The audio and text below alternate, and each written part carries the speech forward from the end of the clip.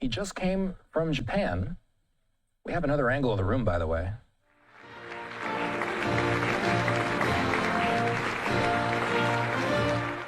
Looks like he's not getting his usual entrance theme music. He's getting some presidential theme music as he attends the APEC summit. We expect him to speak about a range of economic affairs. Let's watch live. I'm thrilled to be back with so many visionary innovators and titans of industry, the most brilliant in the world, actually. So many different locations, and they come from all over, but this is a very special country that I'm in, and the business leaders here at APEC are really fantastic. So many friends, and I want to thank our host at this important summit, President Lee of South Korea. He's a terrific person, and I'm going to be meeting with him this afternoon, and I look forward to that very much. The Republic of Korea is a cherished American friend and a close ally. And as we can see in this beautiful city, it's truly one of the most remarkable nations anywhere on earth. Here in this peninsula, the people of South Korea have forged a miracle of economic development like you rarely see. An industrial and technological powerhouse, and above all, a free society and enduring democracy and a thriving civilization. And I want to congratulate you.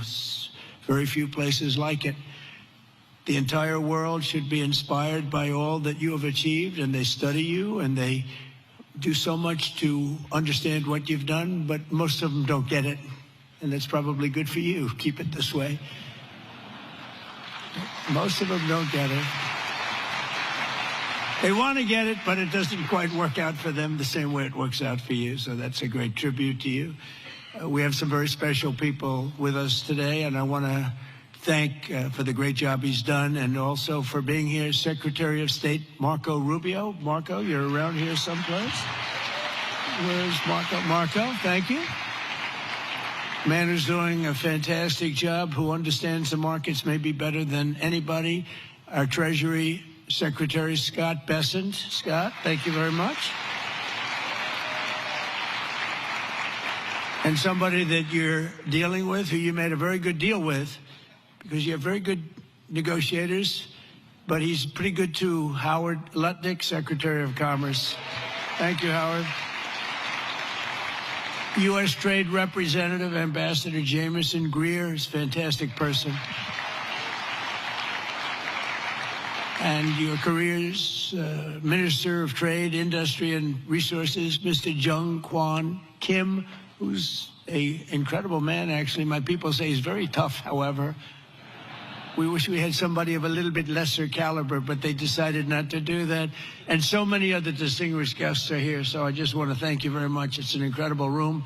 It's a beautiful room, by the way. All those beautiful people up there, so high up.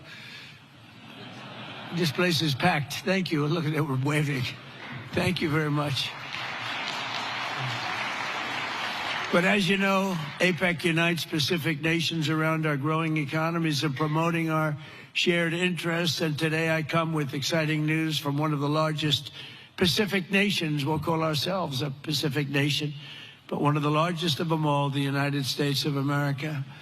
I'm pleased to report to you that this afternoon, after 4 years of weakness, disaster, really decline, America is back, and it's back stronger than ever before. We're doing numbers that nobody's ever seen before. We're the hottest country in the world, actually, and I say that with other countries represented, and they admit it. But I do say it very proudly. 1 year ago, our country was in very, very serious trouble. Some people thought our country was dead. Now we're literally the sort of an inspiration to a lot of other countries. We are indeed, I use the term hottest country, but we're the hottest country anywhere in the world by far. The United States is blessed with right now, the strongest economy, the strongest borders. This all happened over the last 9 months. The strongest military, the strongest friendships, and the strongest spirit of any nation on the face of the earth. This is a golden age in a short period of time. I knew we could do it. I didn't know we were going to do it this quickly. It's a little bit more than 9 months. So in less than 1 year, we've secured commitments for over $18 trillion of new investments. As an example, the previous administration, in 4 years, they did less than $1 trillion.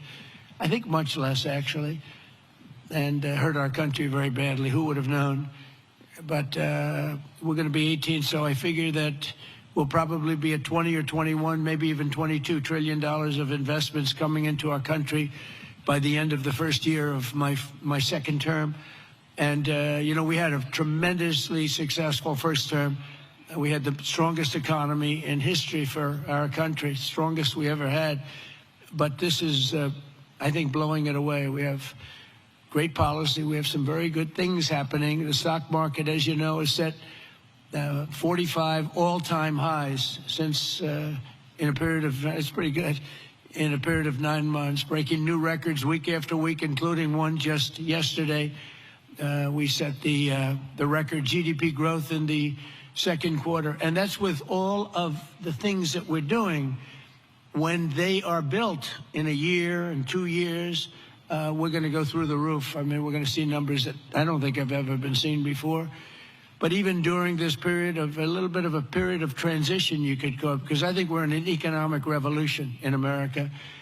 We went at 3.8%. We're up 3.8% GDP, triple and even quadruple the rate that a lot of people thought we'd be. They thought that during this period that we'd be at a much lower rate. Some people predicted 1.5, and we're going to be very close to 4. The next quarter, we're expected to be at about 4% growth.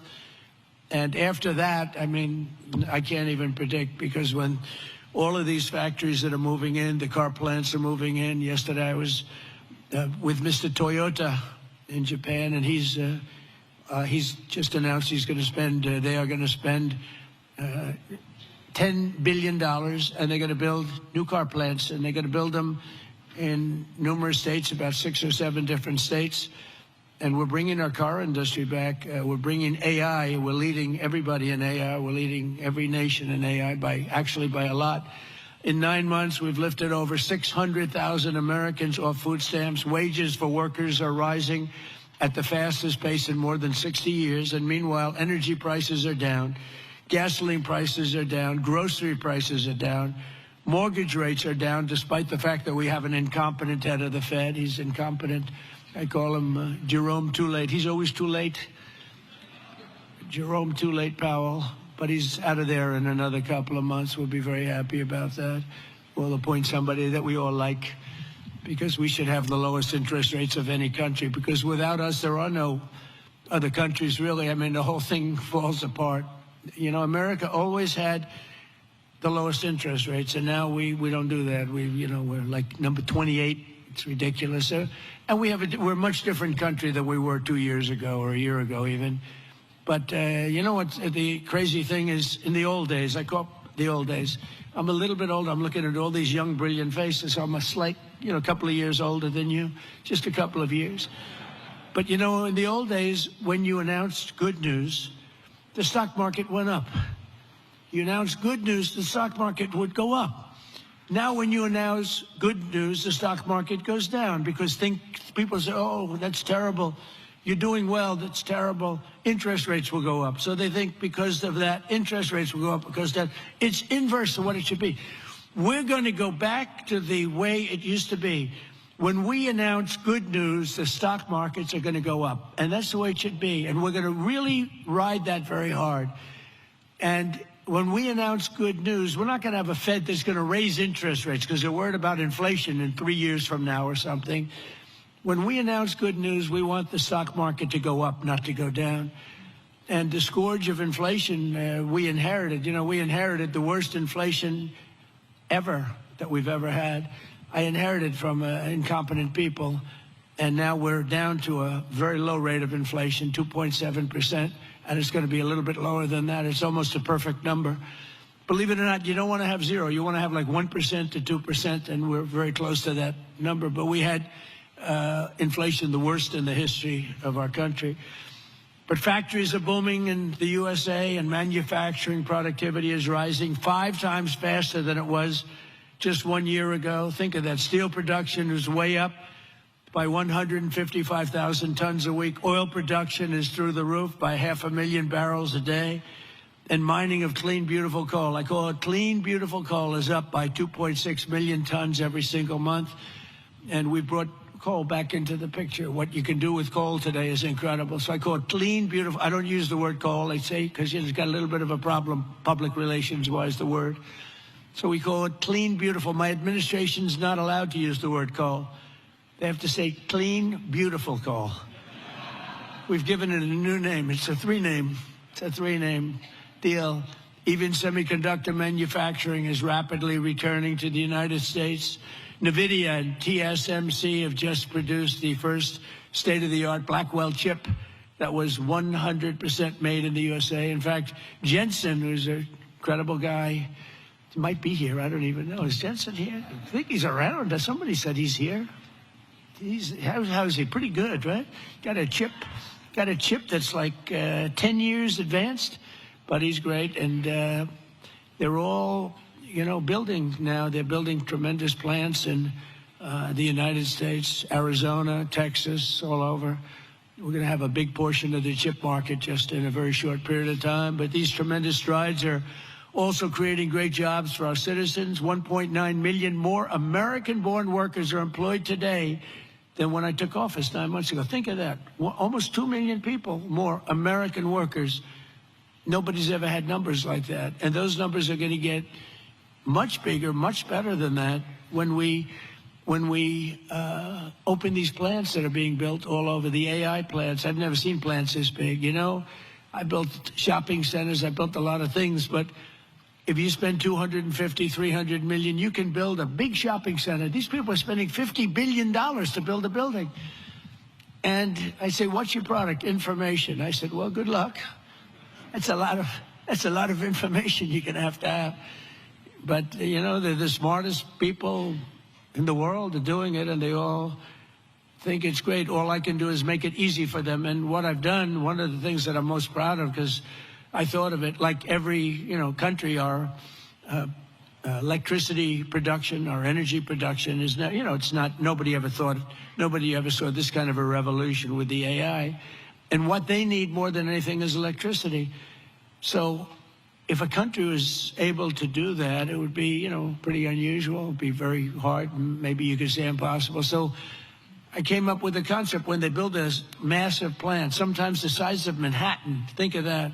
The size of Manhattan, these plants are the biggest. I've never seen anything like it, actually. Nobody has. There's never been anything like it.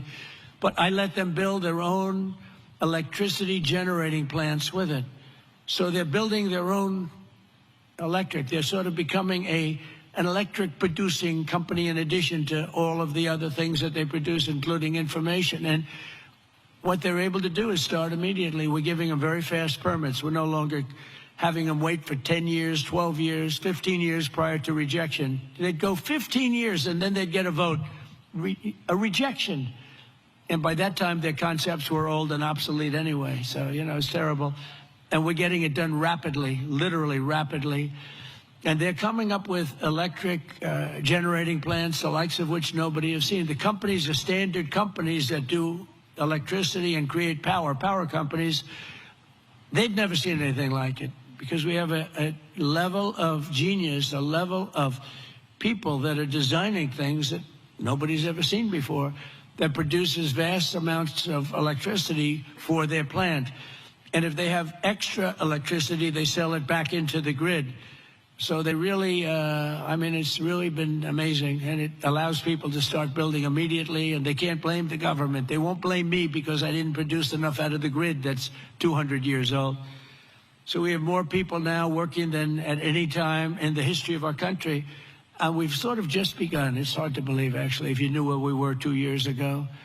All of this is incredible news for Americans and for nations around the globe, and it is for South Korea because we're partners. We're serious partners. We're wedded, and we have a very special relationship, a special bond. In fact, we're working with you on shipbuilding, where you're going to come in. We were the #1 in the world during World War II. We produced a ship a day. Can you believe it? Tankers and freighters and this, but a ship a day.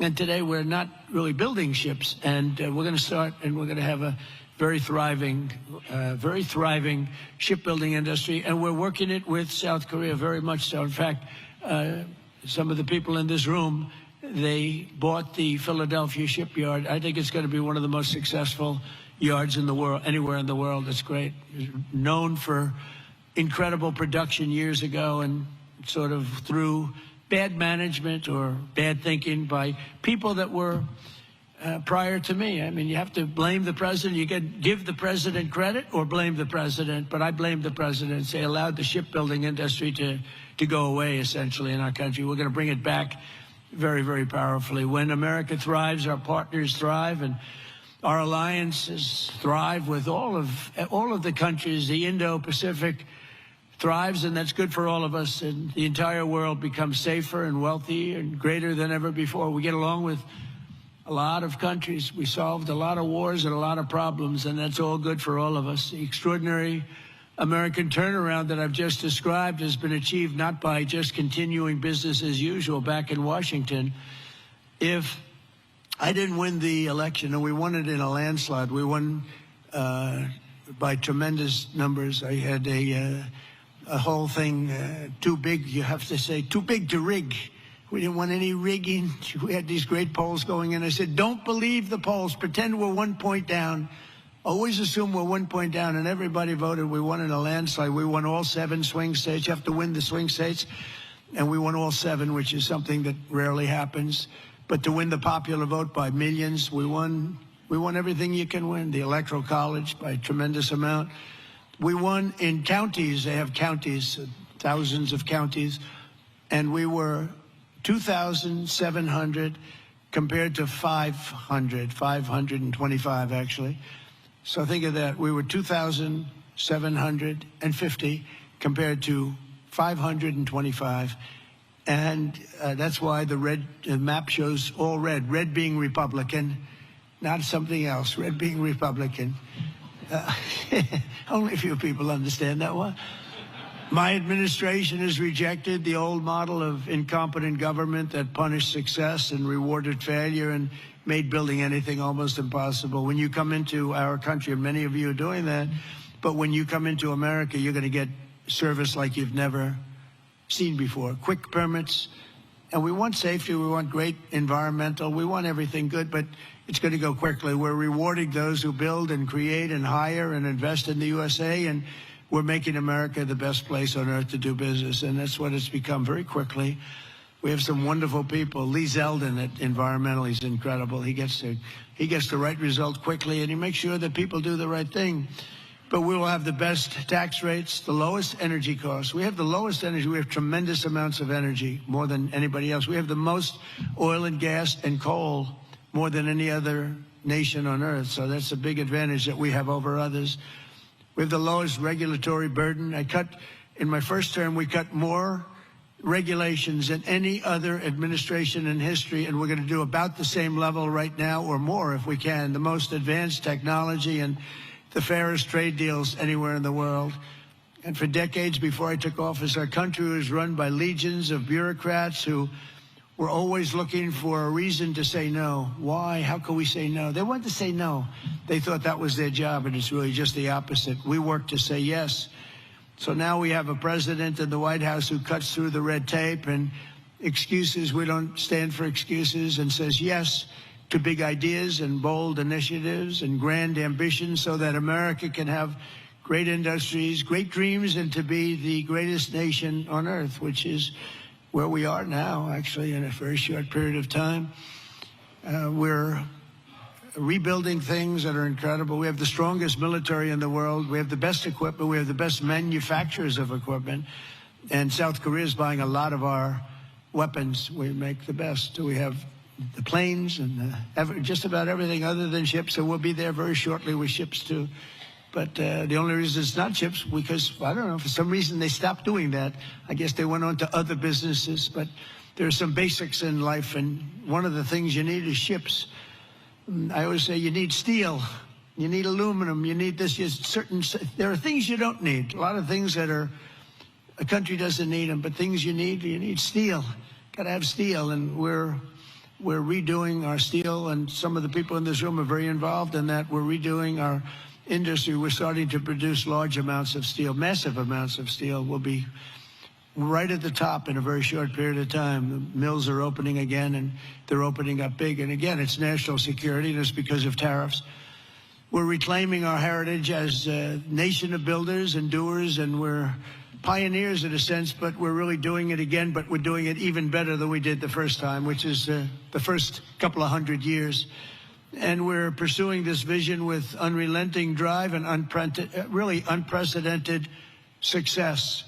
In July, I proudly sounded law. It was very important. I went into the archives. We looked at every possible thing you could look at, and I signed into law the largest tax cuts in American history. And as you remember, in my first term, we cut taxes from 39% down to 21%.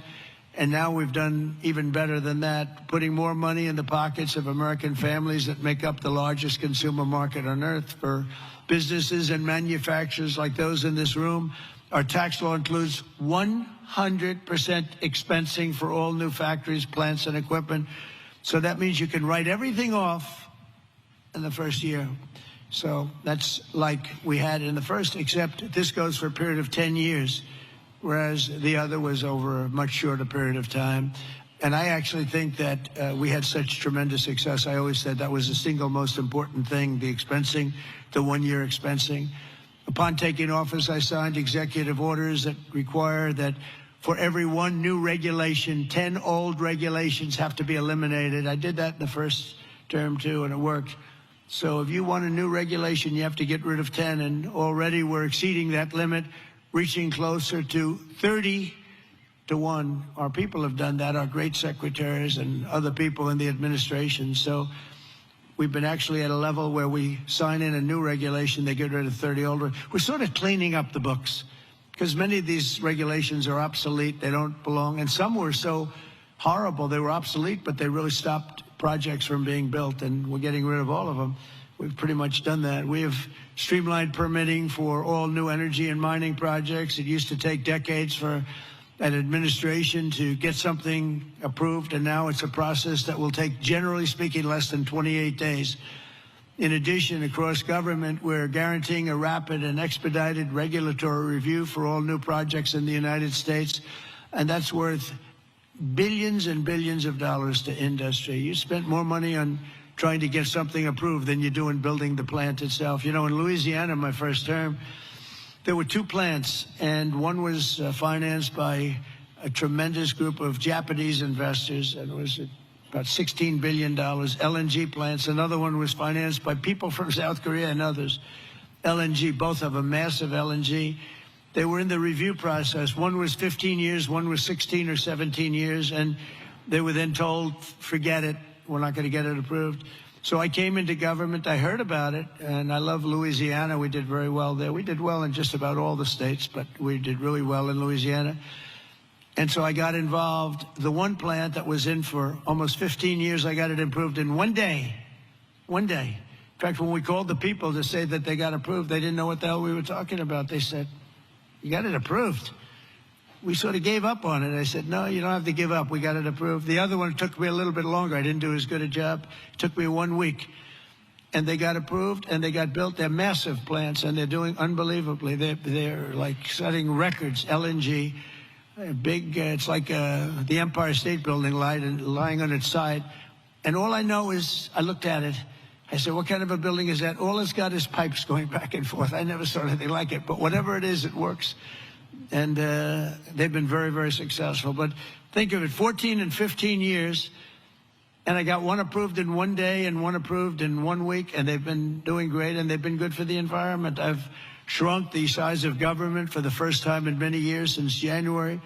100,000 bureaucrats have left the federal payroll. You've probably seen that.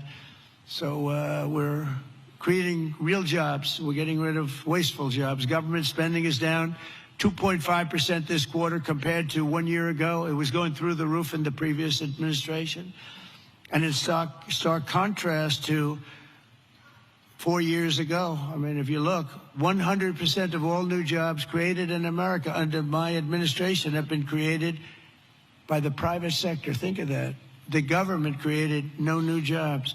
The private sector created the record number of jobs that we're talking about. That's a country. That's really a success. It's easy to create government jobs. I could say, add a lot of people to your payrolls. I can fake up the numbers if I want, but that's not the way you build a great country. You don't do that here, and that's not the way. But it's a good way to show good numbers, I'll tell you. You just tell everybody, hire a lot of people. That's what they used to do under the Biden administration, under Barack Hussein Obama. You had, they'd say, hire a lot of people so we can make our numbers look good. I do the opposite.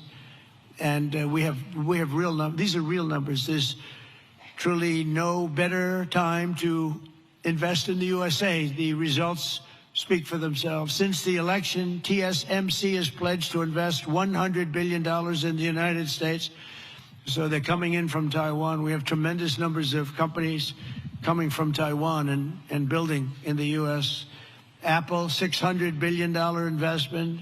Hyundai, $26 billion. Micron, $200 billion. SoftBank, OpenAI, and Oracle, over $500 billion. Amazon, $35 billion. Pfizer, $70 billion. JERA, $200 billion. Google, $25 billion. NVIDIA, $500 billion. Genentech, $50 billion. Johnson & Johnson, $57. We're bringing back all of our pharmaceutical business. IBM, $150 billion. AstraZeneca, $50 billion, among many others, many others, too many to talk about. But one of the most significant factors in this remarkable surge of new investment has been my transformation of trade policy. 8 years ago, I came to this very summit. I was here. Does anybody remember? I don't know. I remember. Does anybody remember what I said? Yeah, there's a few hands up there. It must have been a great speech. 3 people. It's not too many people. But there's no reason to, because you saw whatever I said, I did. And for the first time, I laid out the principle that economic security is national security. Economic security, that's for South Korea, that's for any country. But economic security is, in fact, national security. I made the case that the global trading system was broken and in urgent need of reform, had to be fixed. The system had been exploited by countries that broke the rules at the expense of countries that followed the rules to a T, and asked the nations of APEC to be our partners in making the system fair and more sustainable for all of us, and we all work together, the APEC nations. 8 years later, as I'm back here in Asia, and I'm pleased to say that the positive vision for revolutionary reform I laid out, it seems like a long time ago, is now a reality. What really seems amazing is that we did all these things. We stopped a lot of wars. We did so many different things, made our country strong. Thank you. Thank you. And the campaign seemed like so long ago, and I was reading something today in one of the journals, and they said, can you believe it? 1 year ago, I was campaigning to win. Think of that. It was about a week. In a week, it'll be November 5th. And November 5th was the election. I said, can you imagine that? Here I am, president. We've done so many different things, economically, militarily, peace-wise, peace through strength. And yet, 1 year ago, it's not long ago, I was campaigning. We didn't win. We were campaigning, and then we had the election, and we had a great election. And the spirit in our country is like incredible. If you compare that, we lost a lot of spirit in our country. Our country is depressed. They were very depressed, and they had a right to be. But around the world, we're signing one trade deal after another to balance our relationships on the basis of reciprocity. Very important word. On this trip alone, I've signed groundbreaking agreements with Malaysia, Cambodia, Japan. And our deal with the Republic of Korea will be finalized very soon, like moments or very shortly thereafter. These agreements will be incredible victories for all of us, because everyone is better off when we have stable partnerships, not plagued by chronic problems and imbalances.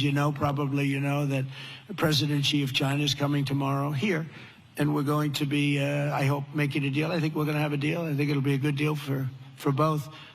And that's really a great result. That's better than fighting and going through all sorts of problems and no reason for it. I think it's going to be a great deal for both, so I'll be meeting him tomorrow. A lot of people are interested.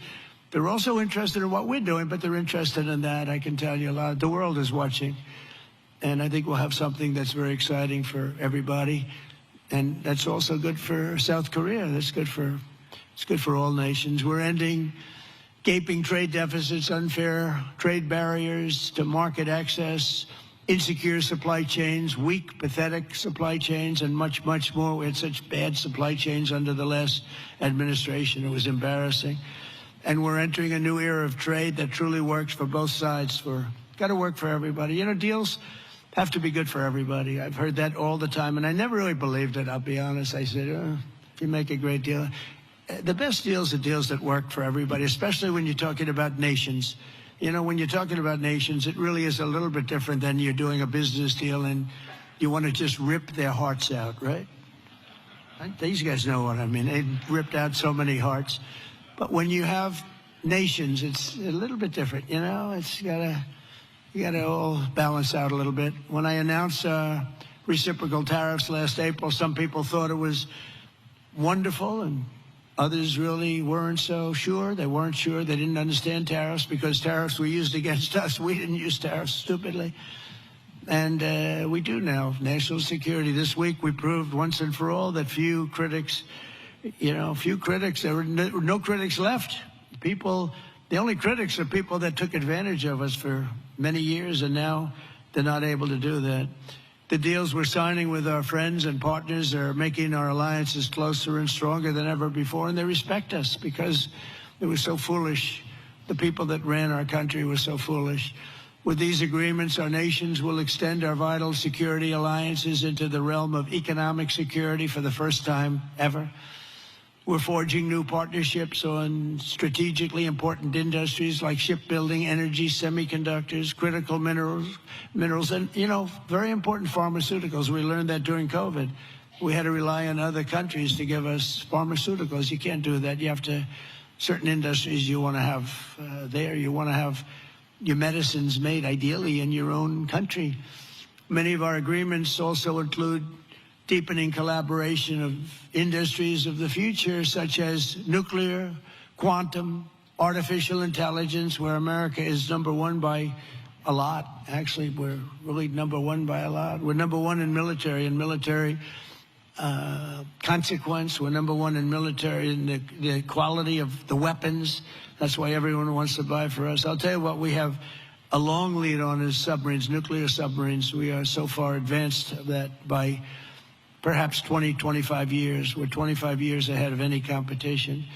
And not only are the tariffs strengthening our alliances, they're also bringing peace to the world. On Sunday in Malaysia, we signed the Kuala Lumpur Peace Accords, ending forever the war between Cambodia and Thailand. Thank you. Thank you.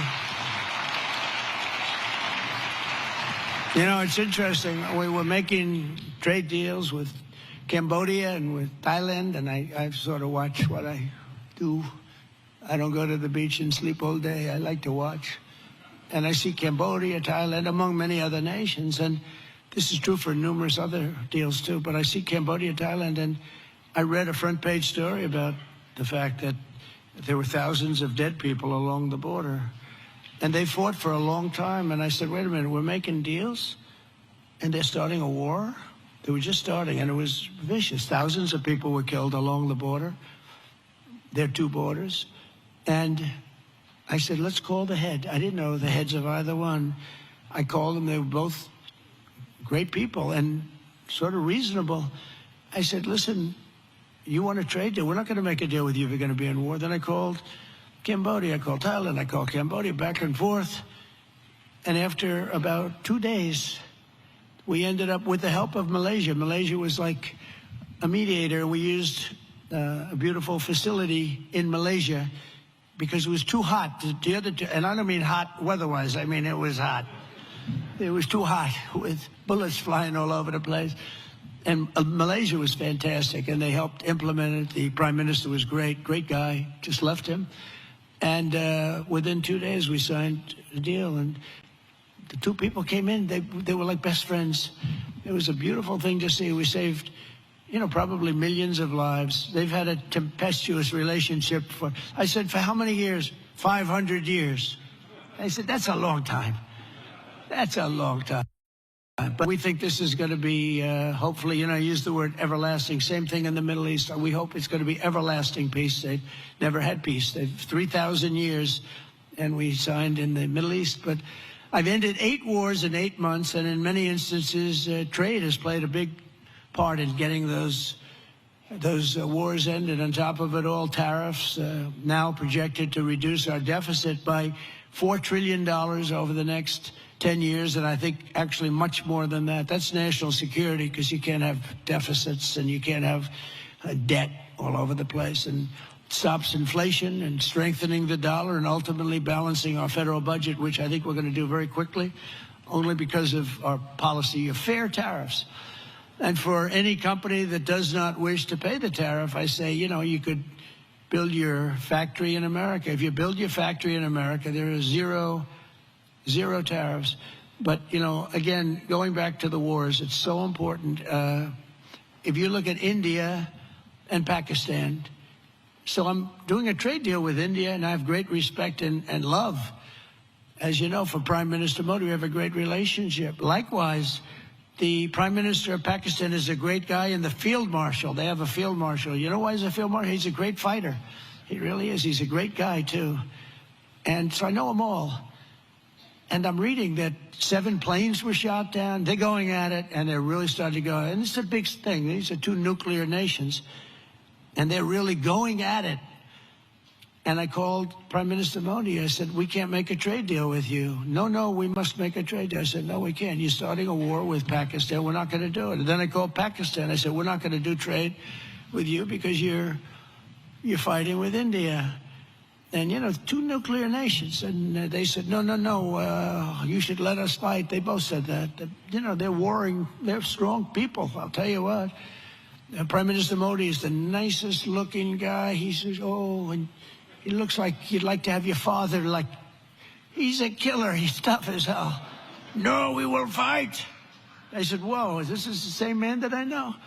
But after a little while, and they're good people, and after literally 2 days, they called up and they said, we understand, and they stopped fighting. How is that? Isn't that amazing? Now, you think Biden would have done that? I don't think so. Most people wouldn't have thought of it, but, they wouldn't have thought of it. No, but here we are, we're doing deals. So you add an extra sentence, and you say you have to stop shooting at each other. 7 planes were shot down. You have to stop the war. And they stopped the war. And if it weren't for the tariffs, I said I was going to put 250% tariffs on each country, which means that you'll never do business. In other words, there's nothing you can sell for 250%. That means that's a nice way of saying we don't want to do business with you. You don't have to say that, because that's a nasty, we don't want to do business. No. You say we're going to put 250% tariffs if you don't stop the war. And they understood that, and within 48 hours, we had no war, no people killed. I mean, it's makes me feel so good.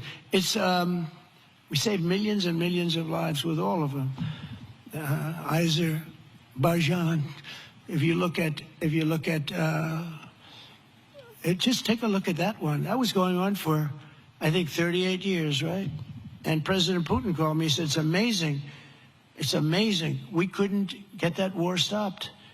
38 years it went on, millions of people killed, and we got it done." And the 2 countries came in, and they were in the White House, and they started off here. And they got closer, closer, closer, closer. After an hour, they were hugging each other in peace. It was amazing, actually. It was beautiful to see 2 very good countries, 2 very good leaders. One was there for 22 years, one was there for 7. And they both said, my entire political life, all I did was shoot people on the other side. And we got it closed up.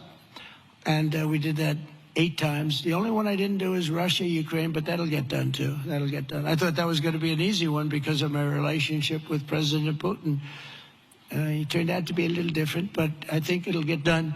It's would have never started if I were president. That war would have never, ever started. So we've used trade to create peace in a lot of different locations. We also solved the war in Africa, Congo, Republic of Congo, and Rwanda. That was much smaller to do with trade, more to do with common sense. They were fighting for years. 10 million people were dead, and we got that one done too. So we did a lot of them. We did 8 in 8 months. And I think the other one's going to come along. I really think so. I thought that would have been one of the easier. Who would have thought we created peace in the Middle East but didn't get Russia and Ukraine? Because peace in the Middle East was undoable. They're looking, they're shaking their heads. It was undoable. We got it done.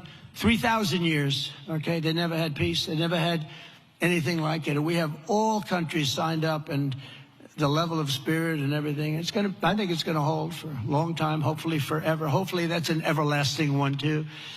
So in conclusion, at some point in your careers, every great business person and CEO in this room today has faced critics who said reform, innovation, and bold action would only lead to a total disaster, but none of us would be here if we had listened to the small minds with no vision. These are small minds with no vision. They had no understanding of success. They had no understanding of life and death. True success comes from having the confidence and the courage to prove the doubters wrong. And oftentimes you'll go the opposite way of almost everybody, and you'll be the one that's right, and the others will be the one that's wrong. And that's where you have your greatest successes. And that's what America and our Indo-Pacific partners really are doing this week, and what our businesses and entrepreneurs do each and every day. That's what you do, the most successful people in the world. Together we're solving the challenges that no one before us has ever been able to solve, and we're forging a free and open Indo-Pacific, and for all of the people, we're creating a future of dignity and security, prosperity and pride.